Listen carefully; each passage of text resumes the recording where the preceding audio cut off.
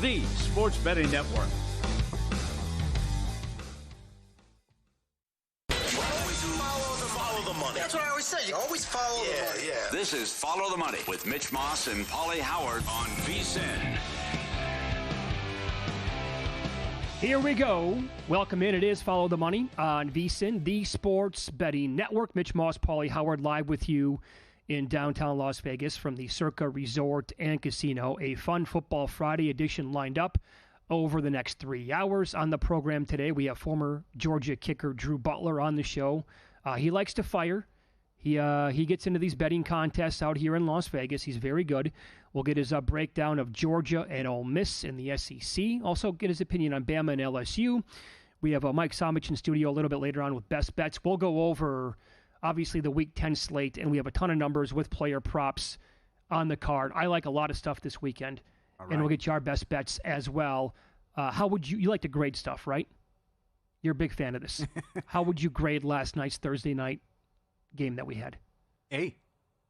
Unfortunate what happened at the end. I understand Michael's frustration as well, but I thought it was an A and delivered. And that's it. Everything we expected on the pregame show with these two great quarterbacks and aerial circus. And I'm an idiot for not parlaying both with 4 touchdowns, which $150 parlay paid over $11,000 at Caesars on that. Is that right? So that was Henry under, and it was. I know. It was just it's going to be fun to watch. But can Baltimore outscore people? No, the answer is no. I can't. This defense is so bad. This current team has no chance of coming out of the AFC. They can fix it. If they do fix it, then we'll have a conversation. There's still plenty of time. But if they do not fix the defense, do not bet this team to win the AFC. You can't do this every single week, and that will not go well against a team like the Kansas City Chiefs. And I also thought that they were, because the Bengals are a really stupid football team. They make a lot of dumb mistakes. Hence, they're 4-6 on the year. Mm-hmm. The turnover deep inside their own territory with the fumble, total game changer. And then how do you allow an unknown wide receiver to tiptoe 84 yards down the sideline for a touchdown? That's impossible. 3 guys missed him to push him out of bounds. Give me a break, guys. Knock it off. You're pro players out there. That's a high school move. You can't make that mistake. And so as a result, I'm also bitter because I have no bets on Lamar Jackson to win the MVP. He was drifting out last night because they were doing nothing offensively. And then the Bengals let him right back into the game, and they're so bad defensively that it made it look easy for him for the final, 30 minutes or whatever it was in the second half of that contest. So that stunk to me. But I had a blast watching the game overall. The one thing that did not get there, unfortunately, was Gesicki. He had 9 targets, and he was absolutely a part of the game plan. Burrow threw it more than 50 times. Burrow also missed him a bunch, so it wasn't Gesicki's fault, unlike what you might hear from some other people saying that he's no good and that was a dumb, foolish bet up. No, it wasn't. He was part of the game plan. He had 9 targets. He should have gone over. He did not. It was a good bet. And if you don't think so, then you're a complete moron. But they also missed this penalty late in the game on Joe Burrow. The final. This is how when they call everything against quarterbacks, right? The roughing the passer calls are completely out of control, and eyes are on the quarterback at all times. Look at this photo. There are 3 different face masks going on, and the referees missed every single one of them. How does that happen? I'm glad they let the hold go. Let him play. But that's unbelievable there, where there are 3 and the blatant call on Burrow to hit his head and his helmet spins sideways. He said after the game, you're on the road, you're not going to get those calls. I mean, I thought that was classy, but incredible. Since 2018, 33-1 straight up when they're up 14 points in any game, and they'd won 27 in a row. The Lamar tippy toe also was unacceptable, what they allowed, and Lamar's down to plus 175 to win the MVP. So it's just, they're running out of time here, though, Cincinnati. They're still plus 135 to make the playoffs. But now you have to go to Los Angeles and take on the Chargers. You lose that game, it might be over. But still, how they're priced, and you just think, wow, they're going to do it. They're going to do it. As you said on the pregame show, every win they've had against a bad team, that's 2-7. So can't stop anything. And I'm also here for the Baltimore discussion, though, of what you said, which they're going to try to see. It starts against Pittsburgh coming up as well. I mean, you have to fix this. It has to improve. It's rock bottom. The second Chase touchdown is an embarrassment. Oh, my God. There's 3 guys there. He still catches it wide open, and no one touches him. I thought the first one was embarrassing. Yeah, he had a 1% chance to score. Third one was awesome. It's kind of like the Montana to Dwight Clark in the back of the end zone. So I also applaud Taylor for going for the win there. I mean, you should have had the ball on the 1-yard line. Should have been a penalty. and they couldn't stop you, and you certainly weren't going to stop Lamar Jackson. You don't want overtime, right? Or you come down to the coin toss as well. So, but Baltimore, I'll give you another scenario. It's the AFC title game. Baltimore's down 1, and it's a 44-yard field goal. How do you feel about Tucker? Well, what's the weather like? Oh, this is an extra point. Sure. He's had his issues from 50-plus. He is shook, by the way. Did you see the body language? Yeah. He knows. He knows he's not the same kicker he used to be. So they are 7-3. They're behind the Steelers right now in their own division. And that's who they get next week, like you talked about. Mm-hmm. That's going to be on the road. The Bengals, the one thing they have going for them last night defensively is they must know something. They have something figured out here about Derrick Henry. So every team moving forward needs to watch film of the Bengals against him every single game and every single play and be like, that's got to be the game plan. Now, do we have the personnel to do this? Probably not. But somehow, some way, they have been able to neutralize that guy pretty much. Both games so far this year. Again, as you pointed out yesterday, his one big run, and the reason why I went over his prop the first time they played is because he broke a long one off in overtime. That doesn't really count overall because the game never should have gone to overtime. I also need to get better with the same game parlays. That's twice now this week in the primetime games. I'm like, I think this can happen, but I don't like the number. Otten, Monday night, 9-1. Thought it should have been higher. Comes in no problem. Last night, Jamar Chase, the one that I built, was plus 575. Easy. He doubled up the numbers that I put in for the same game parlay. You imagine the ladder on that thing? Oh, man. What does 10 for 200 and 2 touchdowns pay? Oh. Forget about the overall stats in the game. That's right. Yeah, and when he has 3 and 260. It's also a fun exercise to go back and look and see some of the greatest single-game performances by a wide receiver in history. I forgot about this. You knew it. Julio Jones had 300 yards in a game. He had 260 in a game. Stephon Page had a great game. T.O. had like 280 in a game. It's crazy to go back and look at some of the all-time great individual performances by a wide receiver, and he's certainly on there now, and along with Jerry Rice, they have 200 and multiple touchdowns in a couple games. So, like you said at the beginning of the season, though, he couldn't get the contract situation settled and figured out. Of course. And you blew that game because he was rusty against the Patriots. You probably missed the playoffs now. Yep. You're a minor league operation, hot dog stand. The team easily, even with that said, the team could easily be sitting here at 7-3 today. Yep, should have swept them. Yep, should have swept them. Should have beaten the Chiefs. You're up 14. Got to win that game. No business losing to the Patriots in game 1. Oh, please. But that's who they are, and that's what they do. So, the Steelers are at the Commanders this week. You bet them. I like them as well. This has been ping-ponging back and forth between the Commanders laying 2.5 and 3. It's a massive game for them. Obviously, if they win, they'll improve to 7-2, and then they get the Ravens next week like we talked about. I have all the numbers in front of me right now between these two teams. I think there's a lot to like here with Pittsburgh. I think it's going to come down offensively to the rushing attacks because the Commanders on the ground have been elite all year long. The rub there is the Steelers are really good. Their numbers are like top 5, top 3, top 5, top 10 in a lot of advanced metrics. And then when you flip it, the Steelers are okay running the football, but the Commanders stink.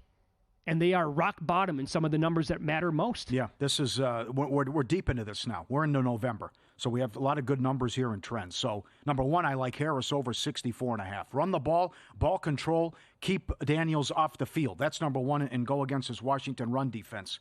Also, number two, Tomlin off the bye. He's won 7 in a row. And I think they can do enough defensively, but it cause for concern is what happened in the Monday night game against the Giants on the ground, if he can slow down Washington's rushing attack. But Washington's been so good on third down. They've been great on fourth down. 4-0 ATS at home, but they did struggle to move the ball against the Bears. Got the fortunate win there. I just think with Wilson and Tomlin off the bye here, they'll do enough offensively and contain Daniels and get the win. So it's a in-pocket play and also contest play with the Steelers in a great game with huge playoff implications. And I think that the acquisition of Smith can help out with their rushing defense as well, as they grabbed him from Green Bay, and he can help out, which has been a bit of a disappointment what they've done with their rush defense. Yeah, Commanders defense on the ground, 29th overall adjusted line yards, 32nd in running back yards allowed on the year. 23rd in power success, 20th in stuffed rate, 32nd in the second level, and 25th in the open field. Harris makes a lot of sense. I also will point out that the Commanders' pass defense versus wide receiver number ones, they are 28th in the NFL, and they allow 82.3 yards per game. I talk about this every single week. There's a reason why we saw it last night. The Ravens are the worst team in the league against wide receiver number ones. How has that gone so far this year? Twice against Jamar Chase. Yep. So wide receivers this year against Washington, In week 1, Godwin had 83 and a touchdown. Evans had 61 and 2 touchdowns. Neighbors had 10 for 121 and a score. Chase, 6 for 118 and 2 touchdowns. Marvin Harrison scored. Zay Flowers had 132 yards. Neighbors the second time around 59 yards overall. Pickens has a high number somewhat to me in this game, but they eat every week against this team, as do running backs like you pointed out. Are you scared with this rookie quarterback thing from Evan Abrams? Well, I think you can also flip it and say that Mike Tomlin's been dynamite against rookie quarterbacks. That's true. He's 26-6. But rookie quarterbacks are 11-0 ATS when favored.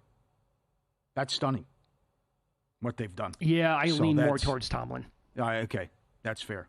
I also don't mind how Russell Wilson's been playing. Yeah, he's been great. Yeah. And again, the Ravens won, but they didn't cover. But that's still a 15-1 straight-up run by favorites here going back. And third quarter, Tony, some good Steelers 8-0 against the third quarter spread, too. That's right. So they're making the halftime adjustments. Only undefeated team in any quarter this year in the NFL. So Baltimore plays at that team next Sunday. They play at the Chargers the following Monday night. Ooh. Then they go home to host Philadelphia. That's the 3-game stretch they're looking at here. Now, if they're 10-3 and the defense gets better, I will definitely have a stronger tone on this team coming out of the AFC. But right now, with that defense, I mean, come on. You're exactly right. It's tough to watch. I thought the 2 touchdowns by Chase were a joke by the defense. Yeah. You come all the way back, you take the lead, bam, just like that, one play, and they tie it up. But great moxie and guts to come back and win. Yeah, up next, one of the best ATS runs we've ever witnessed continue this week. It's Follow the Money on VSiN, the Sports Betting Network.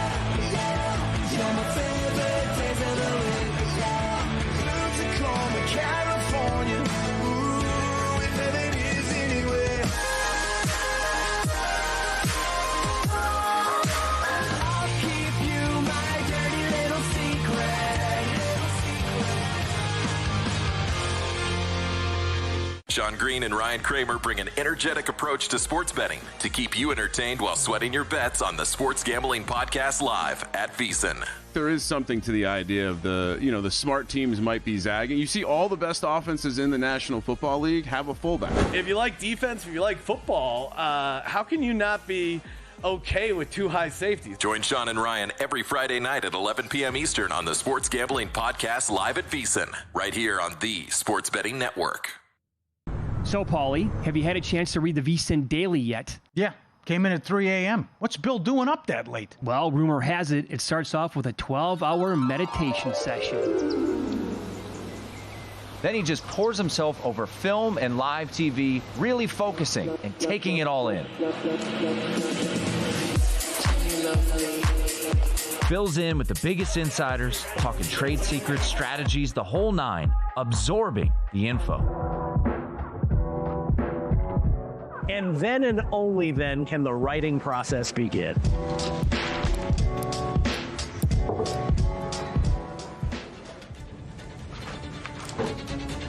In Las Vegas, Bill's Late Night becomes your early morning. Wake up to the very latest betting insights in your inbox with the VSiN Daily.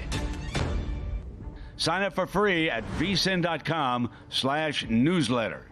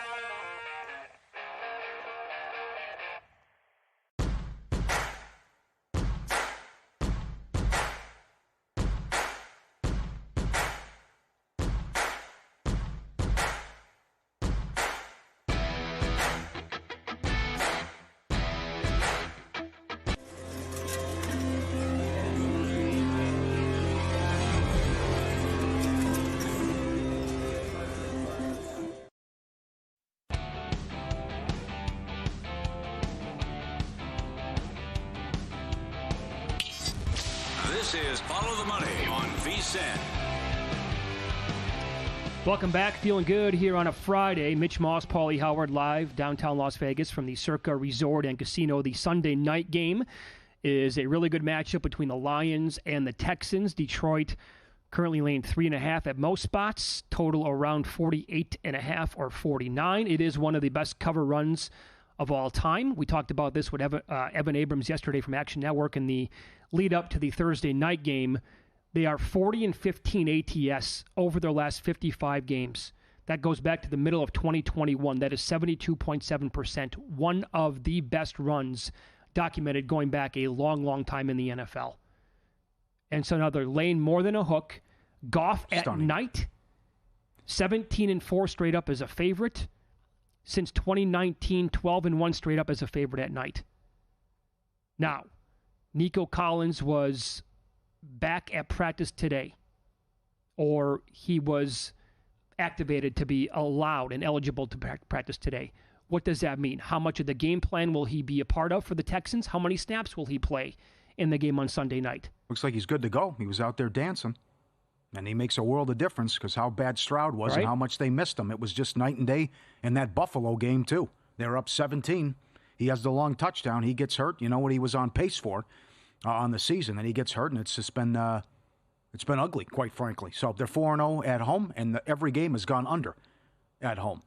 So a big opportunity here. But what you just said, you're thinking, hey, 56, 57%. Nice job. Good work. Well, you're talking about something over 50-plus games with the Lions at 73%. So this 40-15 run, hats off to them. And also the stretch that they just had, taking everybody out, indoor, outdoor, bad conditions, whatever. They find a way to win and cover. So if they can then go out and win this one on Sunday night, whew, you're talking 1 seed, you're talking 14 wins. Goff right there in the MVP mix. See if they can do it again. But still, you got with Nico coming back, you got to be concerned with what you've seen from Stroud.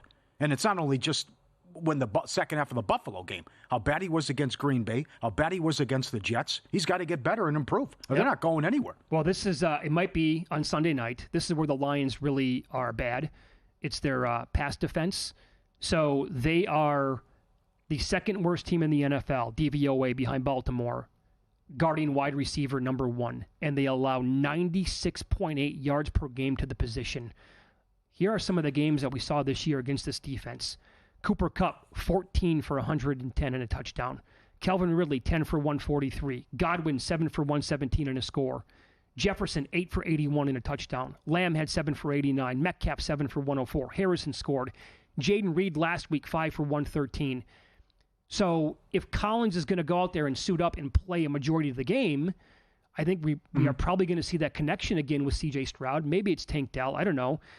But I'm running all these numbers down, and I'm thinking in my head, did it even matter? Because most of these games were blowouts. So these teams are throwing the ball a lot when they get down big to the Lions. Hence, the wide receiver ones are producing huge numbers. And that might mean a Detroit cover here. They might win by 20 points. Who knows? But I also think that it's going to equate for a big game for either or both Collins and Tank Dell. Okay. Because, Paul, again, don't forget, the last 2 weeks in... like every game feels like a blowout for the Lions. The Packers, in the bad conditions, had no chance of winning that game. They had more than 400 yards. The week before, against the Titans, the Lions did nothing on offense for the most part. Goff had fewer than 100 yards. He did have 3 touchdowns. But they also gave up 400 yards to the Titans in that game. So the defense can be had in certain areas. Mm-hmm. Depends on when the Texans can take advantage of that. Yeah. I think the total's too high. Because how bad Stroud has played. And that all 4 of their games have gone under at home as well. That's by the way, that's a lot of 50? Yeah, that's big. Good defense. Yeah, sure. Absolutely. I bet the Colts, I'm on the Colts in the contest too. I came around on this one. Coleman's out. It doesn't look good for Cooper. And the great run Allen's had, full marks to him. You lose Diggs, you lose Davis. A lot of people didn't expect much out of him this year. Everyone, myself included, guilty as charged, picking the Jets to win the division. He's only had 2 interceptions. They both weren't his fault. That was a huge drop by Coleman last week at the 1. Would have been first and goal at the 1 or whatever. And it resulted in a Miami interception. But again, much like Detroit, though, can the Bills keep this up with the run that they're on? And I just think it's a schedule spot as well. In the Colts, They can't be any worse than what happens. They embarrassed themselves on national TV. The one thing going against me, and I referenced it again last week, and it cashed again.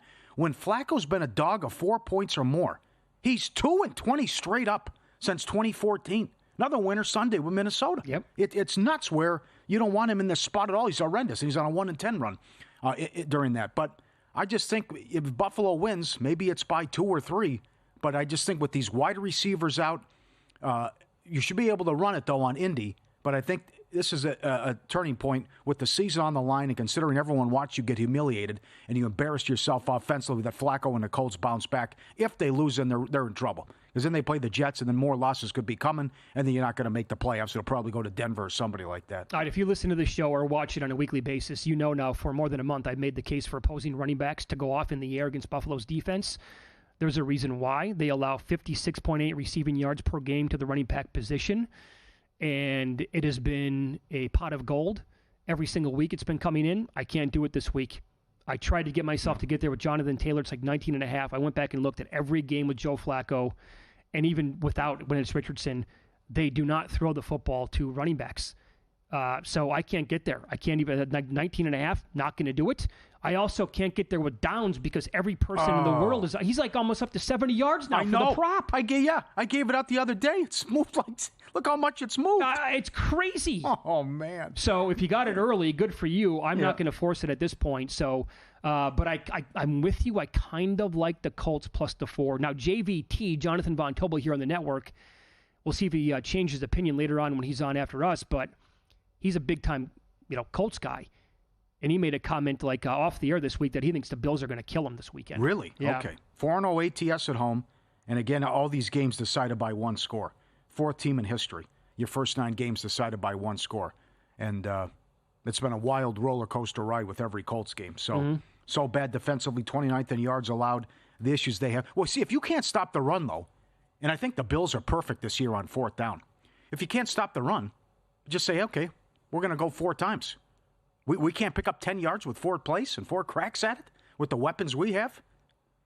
I don't disagree. Maybe that's the way to attack it and what they decide to do. So, you know who might look good for the Bills in this game is Ray Davis, their backup running back. I can see him putting his head down and plowing through this bad Colts defense plenty of times if he gets the touches in that game. It's probably a good in-play game. Well, you know right away. Like, are they just going to march up and down the field or have a lot of success on the ground, and there's not much that the Colts can do about it? Yep. Have you gotten there with the 49ers yet? Yes, I am. At the Buccaneers, this point spread's been kind of, I'm not going to say all over, but it did dip earlier in the week when it got to as low as, 5 in the game. So the 49ers are coming off their bye week. Tampa played on Monday night, and now the 49ers are all the way up to 6.5 points. Do you also agree with Paul Charchian that it's going to be a big Travis, check that, George Kittle game? Yeah, and it's all about Otten, too. Otten's 57.5. Come on now. Come on. He's going to have 10 targets. Yeah. Going to be a big game from Otten. Kittle's certainly going to go off, no doubt. He's in the mid-50s. Otten as well. And Tampa giving up 34 points per game during this losing streak. And they just had the war Monday night on the road. Now they got to come back and they take on a fresh San Francisco team. If not now, when? Niners have to get busy living or get busy dying. So you got McCaffrey back. You're getting these guys healthy. This is a game where they should go up and down the field against Tampa Bay. They're so bad defensively. Baker's also been bad in the spot when he's a dog like this at home. He's on an 0-4 ATS run when he's a dog in this situation. So they can't stop anything. I mean, you see it. It's just the 2 Atlanta games, what happened last week, strange under a Bulls coach team. But I just think San Francisco has their day with them and gets their way through the air, on the ground, whatever they want, and a huge boost getting McCaffrey back, yes? Yep. Probably a lot of points, too. Yep. So many sports in action. No better time to put the VSiN experts to work for you. Become a VSiN Pro subscriber today. Instant access, every best bet, every host, every guest. 19 hours of live programming. Better ratings, power ratings, exclusive betting splits. Get it as little as $9.99. Everything we have to up your betting game. Become part of the team. Check out the dog videos. 3 good ones coming up. VSiN.com/subscribe. Highly recommend you become a VSiN Pro, as Pauly just said. It's great. I read as many stories as possible on a daily basis. I also tweet out several stories every single day. It's worth it. There's a ton of great content. I'm not going to lie. I also subscribe to a lot of other spots as well. I can't even imagine how much money I spend on a monthly basis on subscriptions, and I'll give credit to fantasylife.com. I subscribe to them. I saw this note in the 49ers-Buccaneers game. Slot wide receivers versus Tampa Bay. The average stat line, 8 catches, 104 yards, 2 touchdowns. Oh. How is that possible? 8 for 102 and 2 touchdowns? Yeah. Now, the problem is trying to figure out who's going to be in the slot this weekend for San Francisco off the bye. Is it going to be Debo? Could it be a Ricky Pearsall sighting as he goes back to Florida? Yeah. Jennings doesn't really, I don't know. So something just to keep in mind, it really caught my eye. College football up next. I'm starting to feel the favorite. The more I compare resumes, we are going to discuss next here on VSiN.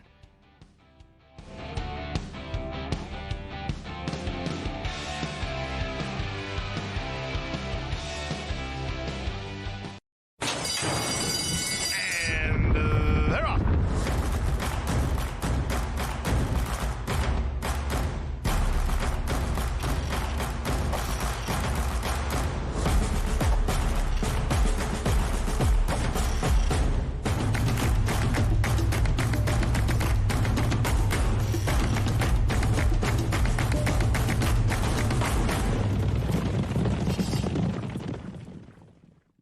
You spoke, we listened. Introducing the all-new VSiN Watch app.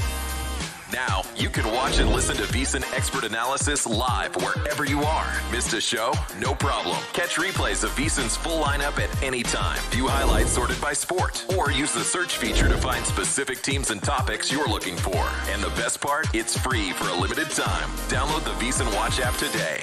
Available now on the App Store and Google Play. And join us on the Sports Betting Network.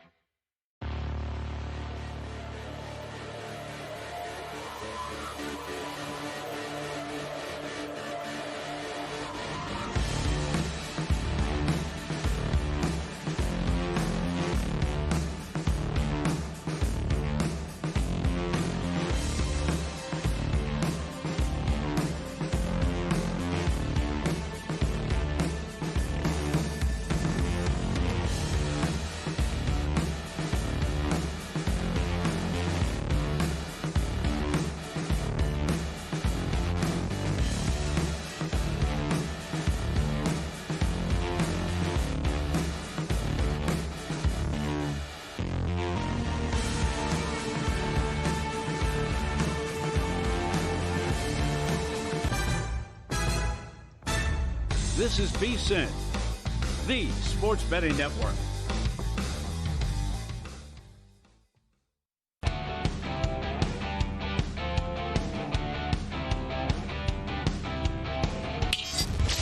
This is Follow the Money on VSiN. It kills me to say this. I was hoping not to get there with this team, but I think at the number, I'm close to pulling the trigger here, Pauly, in a college football matchup this weekend, and it's on Georgia playing on the road against Ole Miss. The reason why it kills me is I'm holding on to that future ticket from January 2nd on Ole Miss to win the national title at 25-1. I think I can kiss it goodbye. I think they lose this weekend. Now, I will point out that when you look at Georgia and their numbers overall this year compared to previous Georgia teams, they're not close to how good they once were. And here are some of the examples. They are averaging 31 points per game this year on offense. All right? They averaged 39.5 last year, 41 plus the year before, and 37.5 the year before that. Down significantly. Defensively, they are allowing 19 plus points per game. Last year, it was at 16.3. It was 15.3 the year before that, and the all-time defense in 2021 allowed 10.4 points per game. Yards per play, yards per game, down in offense, not close to previous years. However, when you look at SOS, their rank to this point is 5th best in the country. 5th strongest. Ole Miss, 51st. So yeah. I also think that along with almost every other team in college football, they're all down this year. Like that tweet that Brad Power sent out. Ohio State last week was number 1 in his power ratings. They would be a 10-point dog to at least 5 different teams in previous years. That's how I think weak the whole field is this year overall. Yeah. It's not much on the resume. And I know it was said by many, but one of the worst things that can happen is when you have a talented team with a lot of hype and you come in and you play a bunch of bad teams and you get a false sense of who you are and you just blow people out and you realize you're not that good. Whoop, there's the Kentucky game. You don't play well, you finally get in a dogfight, you blow the game. Then you blow the LSU game and now you're playing for your season. So it's not like there's not a lot on the line for Georgia, too, because they have Tennessee next. So they can't afford a loss either. Suddenly they could be 9-3 and they could be on the outside looking in. Yep. But the only good win they have, okay, so they ran out of Arkansas, not bad. But you beat South Carolina. That's it. There's nothing on the resume while Georgia's battle-tested, and they've got this done. Now, the bad first half against Alabama, I thought it was a fluke. Okay, they come back, take the lead, they lose. Alabama was great in that game, and then what they did against Texas as well, and the second half against Clemson. Even though Clemson stubbed their toe last week, and they don't appear to be that good, it was still a dominant performance blowing out Clemson in the second half. So I've seen their A game. Just got to play a complete game, though. And the issues Beck had with turning it over, he's got to take care of the ball. If he does that, they'll win. I just think it's just been too much of the preseason hype and all the negativity about what happened Tuesday night about BYU and Indiana, right? What do they have in common? They were unranked. So that's what they penalize these teams, and the committee still does this about, well, we still don't think you're good because you weren't ranked before the season, even though we have 8 games to judge you on. It was all the Ole Miss hype and top 10 team and watch out for Kiffin, and they haven't lived up to it. And you can't lose to Kentucky, and you can't blow that LSU game. And now you're going to have to get this one, or you're going home, and you're going to have a 9-3 season. Now, how about this angle? And I'm waiting for books to post it. A prop in college football. In fact, 2 of them. I'll get to another one in the Bama LSU game that I like. I don't see it yet, but how about Carson Beck to throw an INT? Last 5 games, again, it's been well documented. 10 touchdowns overall, 11 INTs. And if you go back on a game-by-game basis in reverse order, he has thrown 3, 3, 2, 0, and 3 INTs per game in his last 5 starts. That is as bad as it gets. Now, Sellers threw one for South Carolina against Ole Miss, and Ole Miss dominated him in that game. Nussmeier had I still don't know how they blew the LSU game. I have no idea. Yeah, a lot of it goes on Kiffin, though. And that's another handicap of this game. Don't you agree? It's a clear edge. I mean, yeah, well, it also goes back to how good of a coach he is.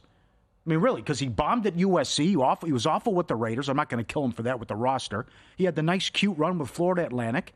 And then he was great as a coordinator with Alabama, but they had an embarrassment of riches. You could have called plays for those Alabama teams. Sure. So at the end of the day, how good of a coach is he to go in, X's and O's, couldn't do it against Saban. Can he beat Kirby Smart here, and can he get it done straight up with his season on the line? That's why, you have to take Georgia. And if I blow it Monday, I'll apologize. I'm rooting for you, but it's Kirby Smart against Lane Kiffin. Should be a big edge. I actually think Jackson Dart's better than Carson Beck for what it's worth. So I think Ole Miss has the quarterback edge here. Okay.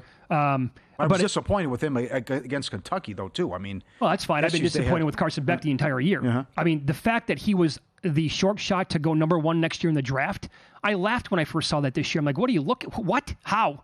And now it's played out like he has no – people are calling him a third rounder. That might be generous. So Alabama at LSU as well. Bama laying 3 in this game. Versus top 30 teams, Bama's 3-1, LSU was 2-2. Points per game, Bama still averaging 37.6 this year. LSU is down to 31 per game. They averaged 43 a game last year with Jane Daniels. And points per game allowed, you might not believe this, Bama's only allowing 18.6 points per game this year. That's a smaller number than last year with Nick Saban and in 2022. Mm-hmm. LSU is doing much better this year. They allowed almost 30 a game last year. It's at 23 this season. And here's the player prop I'm looking at. Quarterbacks versus LSU on the season. Now, Miller Moss had a great game passing, but he does not run the football. Lenore Sellers had 10 carries for 88 yards and 2 touchdowns. Dart had 15 carries, but only 27 yards. Marcel Reed for A&M had 9 carries, 62 yards, and a couple of touchdowns. Milroe in 2023 had 20 carries for 155 yards and 4 touchdowns. His prop tomorrow is between shop around 45.5 and 52.5 rushing yards. 13.5 carries is the prop. On the year, he's averaging 12.75 carries, 47.5 yards, and 1.5 touchdowns per game. I'd like to play him anytime touchdown if the number is right. But also I had to go his rushing yards over based on what he did last year against LSU, and he did the same thing against Georgia this season. He ran all game against them. So I like that prop to go over, but I like LSU plus the points. Well, this could be an all-time season. You're right. It's wide open. This could be an epic Saturday in college football. I don't think these teams are that good. I still trust Georgia in a big game, but Alabama couldn't stop Vandy. And while Vandy's a good story, you just wonder how good these teams are, although they're all top 10 in offense. LSU gets beat by USC, and they got boat raced at A&M. But what concerns me here is hostile environment, tough road game. Alabama comes out flat against Vandy and flat against Tennessee. What happened? So does that same thing? Because if you do it here Saturday night, Mike the Tiger's going to get you. And you're going to look up and you're going to be behind a couple scores. You're not going to be able to come back. And we know you have your issues defensively. You also were fortunate to get a couple other wins at home, too. With what happened with the kid not falling down, and it came down, you almost had to hang on with the onside kick scenario, too. So that was against South Florida. South Carolina? South Carolina. Yeah. Whoever it was. Okay. So you almost had that game, too. But LSU's very popular here, though. They're a very popular dog. Yes, but they it goes back to at night and take the home team with the points and Brian Kelly, and you trust them there. So it's great that it's an elimination game. And it's phenomenal now with this new system and format that someone's going home Saturday night. And it might be it might be, this game and probably Ole Miss too if they lose. So that's what's so fun about it. I understand that they are going to continue to be a super popular dog, and that is worrisome. However, I think the game should be a pick'em. So, I mean, at this rate, I had to take that with the 3. I thought for sure it was going to be a pick. Just here you go, who's going to win? Because Bama has been so unimpressive over and over and over again this year. Not that LSU was any great shakes, but... Yeah, let's go back to our friends, right? Mike Detillier, number 1. Mike Detillier calls it straight, objective. He was freaked out and down big time on the Saints this year when we did the season preview. That's right. They've lost 7 in a row. Allen fired. We know what happened. And Jimmy Ott, though, on the flip side, Jimmy Ott's objective, and he'll tell you, and he loves LSU. And it's, Humans has known him a long time. And ESPN Baton Rouge. For Jimmy to come out and say, I love LSU, and they're going to win this game, to me, that means a lot. All right, what else did you fire on this weekend? I get there with North Texas. I'm with Powers. I don't think the Army quarterback's going to play. It doesn't look good, and North Texas can score. And while it's a great story, Army hasn't played anybody as well. So that's another one, too, that I like. And I think you have to get to the window with that one, too, or the app. Get up there now. New users get a $200 bonus. Where'd I put it? Hold on. I had it. Too many papers. Well, I can tell you this right now. First Bet's a phenomenal app. Yep. Looking for some action? Our friends at First Bet have you covered. Sign up today to unlock exclusive promotions. Watch and wager hundreds of exciting horse races every day across the country and around the world. Mike Somich with a pick coming up. He hit the exacta right when we got off the air last week. Sign up firstbet.com, promo code VSiN200, 20% rebate for your first 60 days up to $200. Head to firstbet.com today. Did you bet Ja Tech? If King plays in that game? Yeah, you're probably right. I probably should do that. Miami can't be laying this with that defense. I don't think they can be either. Yeah. That's another one that I think I'm going to have to Where's the fire on. wake-up call, though? I mean, you can't do this every week. I think the game to go against them, though, is probably Syracuse on the road to end the season. I would agree with that. I would think if McCord doesn't turn the ball over, I think that one just could be up and down. But that's with their defense, can they be really laying 11 when you saw they couldn't slow down Duke? Yeah, no kidding. Win some, lose some is up next. Paul's going to recap so many of the big bets that cashed during Thursday Night Football. This is Follow the Money on VSiN, the Sports Betting Network.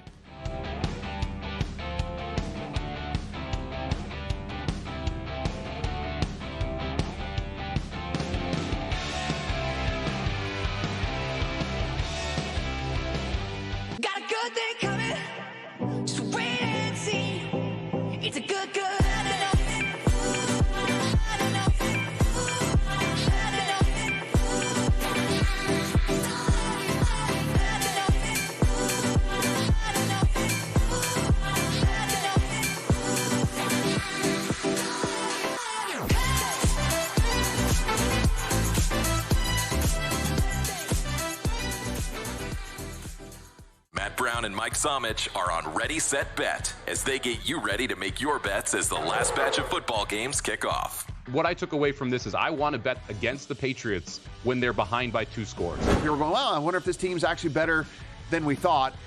They're not. They just have enough talent. Don't miss out on crucial advice for live betting once the game starts, as well as looking ahead to the upcoming action. Tune in to Ready, Set, Bet Saturdays at 7 p.m. and Sundays at 8 p.m. Eastern on VSiN, the Sports Betting Network.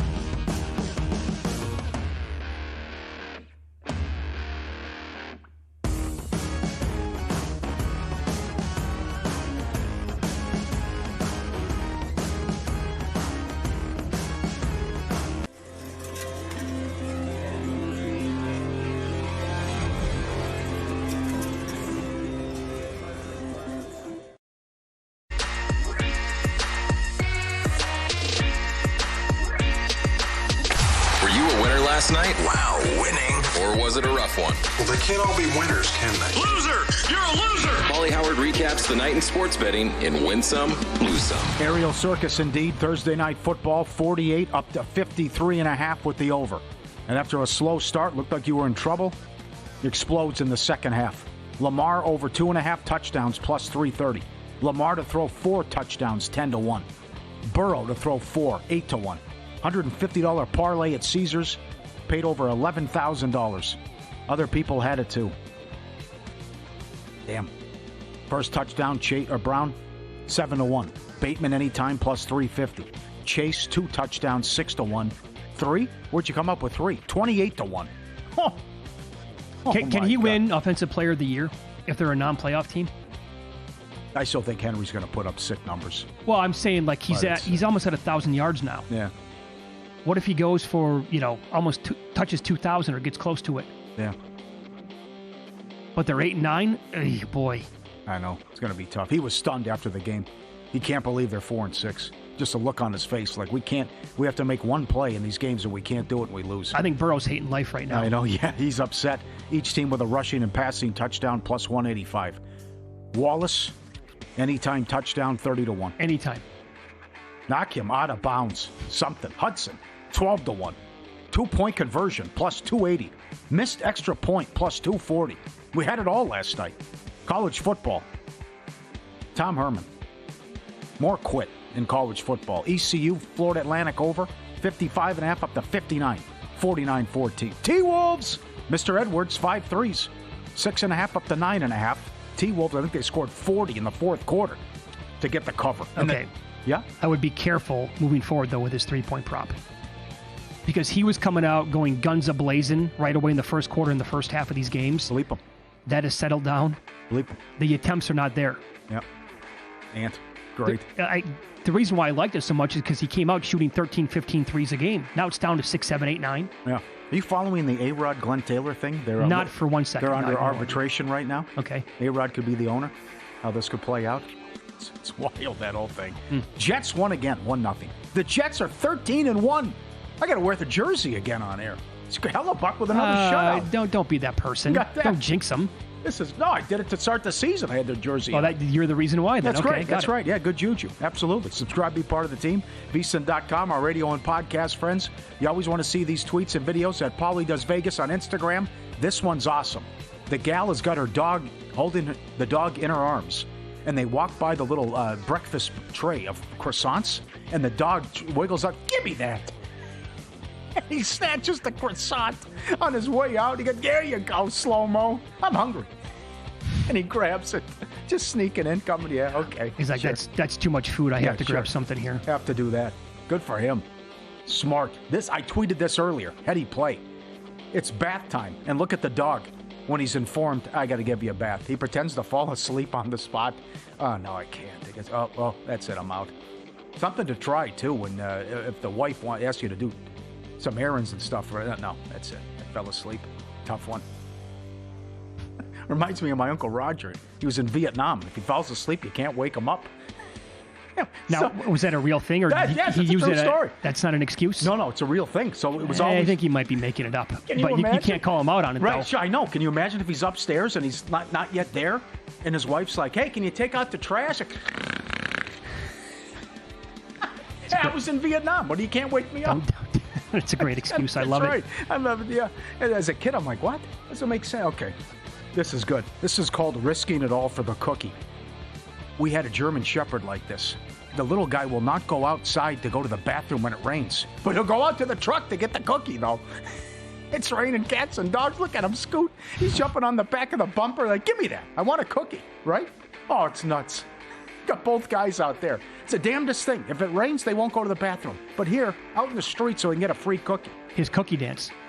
That's right. Oh, awesome. Lose some. Bucks over 227.5 up to 232. No good. They got the win and cover, though. Wake Forest. Wasn't easy, by the way. No. Wake Forest 21.5 up to 26.5. No good. Loyola Chicago. Yeah, if you got there early. I put on the lose some, but it's both. 19.5 up to 24.5. That would have been closing line value, right? Yeah, they won by 22. There you go.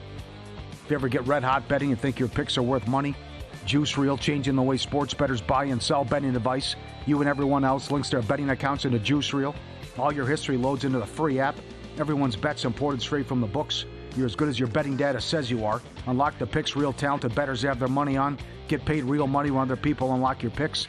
Fully transparent betting advice from real people only on Juice Reel. REEL. Download for free, iPhone or Android. Get it. Do it. Love it. Learn to love it. Juice Reel. Do you have anything tonight on Iowa and UCLA? UCLA is. I know Brad had a good breakdown yesterday about they're hanging in there and cashing tickets. But certainly the pomp and the circumstance at the pinnacle here, where Iowa fans make the trip, the pageantry, Rose Bowl, the quarterback change, shot in the arm, every Iowa game going over now, how it slipped. This is enormous for the win total too. That's the thing. Like, this is imagine an Iowa total this late in the season being 44.5 in recent years. Yeah. Last year they were around 27.5 in some of their games. Yep. And you couldn't make the case to go over. But this year they're the best team in the country going over games. So a little bit different to your version of the Hawkeyes this season. Although, and I will say that everybody mocked UCLA to begin the year, and it made sense, right? Foster, the press conference just lost every human being on the planet. Like, oh my God, this is not going to go well. And it didn't out of the gates for the team, but they hang around in these spots, and they're improving. Don't we play the late game over? New Mexico? I think we San Diego State, they give up 61 to Arizona, 45 to Auburn, 38-21 against Fresno, 50-40, 52-37, 50-45, 49-45 last week. How do you give up 49 to Wyoming? Well, that's the thing. I think last week's game for New Mexico, the real Lobos were standing up in that game. That's who they are and what they do. The Colorado State game, I think, clearly was a blip. Yeah. So, again, that game last week went over at halftime, and it was in the 60s for the total. Yeah, it's like Utah State didn't get, So it's 65.5 tonight. Yeah. Again, some will look at that and say, high total. They've only played 2 games under, but they're going over on average by like 15 points per game. It's a New Mexico game. I wouldn't be surprised again if it's 30-30 at halftime in that range. Mm-hmm. Yeah. Their scores get absolutely out of control. Yeah. Aztecs look good, okay offensively against Washington State, and then this is a blitzkrieg against Boise. They're down 21-0 in the first quarter. Right. So 4-pack tonight, but not great games, but still. They're okay. It's still college football. I'm with you. And I actually think that it's a really good college basketball card, too. North Carolina plays Kansas tonight. Highlighted by that. You can go and read VSiN.com. Greg Peterson's breakdown of a bunch of games that he has tonight. Adam Burke on there with college basketball as well. Great analysis on a daily basis with these monstrous college basketball cards that we're going to start now to get. And it's a big NBA card tonight as well, by the way. But it is a football Friday here, and we have a lot of games to get to in the remaining 2 hours, obviously, of the program. Drew Butler is going to join us coming up in about 7 minutes. He's a former kicker at Georgia, but he likes to gamble. He likes to, he's been in these contests before. He's been on the show in the past, and we'll get his breakdown of that game coming up. And then I do think that we have a bunch of really good games in the NFL. I can't believe the Giants are up to 6.5. We'll do a full segment a little bit later on in Survivor for this week. Paul, don't be shocked when you watch the contest show tomorrow night at 9 Eastern here on VSiN when you find out how many people are going to be on the New York Giants. No, come on. Survivor Atlas, or this is Mitch Moss talking? Survivor, well, this is me talking. Okay. Survivor Atlas updated their projections today. They think 25% of the field. Oh, wow. Oh, Derek Stevens last night with Tim Murray after we were done. Derek Stevens said, watch out. They're going to be a sneaky play. More people than you would anticipate will be on the Giants in Survivor. They've been an underdog 24 games in a row. Yeah. Up to 6.5.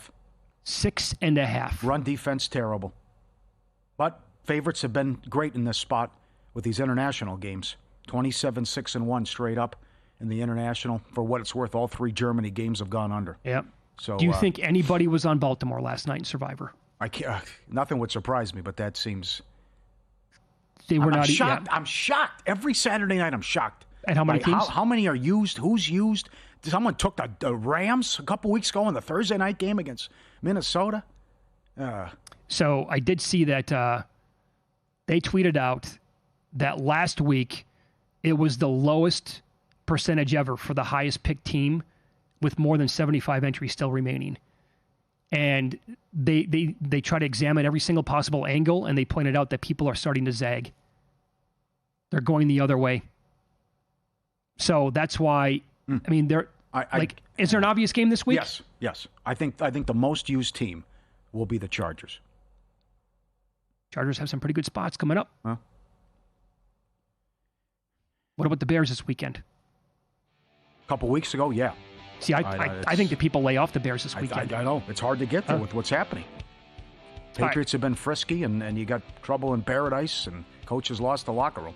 So we're going to talk to Drew Butler up next about this Ole Miss-Georgia game. The offense isn't as close to where it was in recent years. Neither is the defense. Carson Beck's a turnover machine, yet they're favored on the road. Does he agree?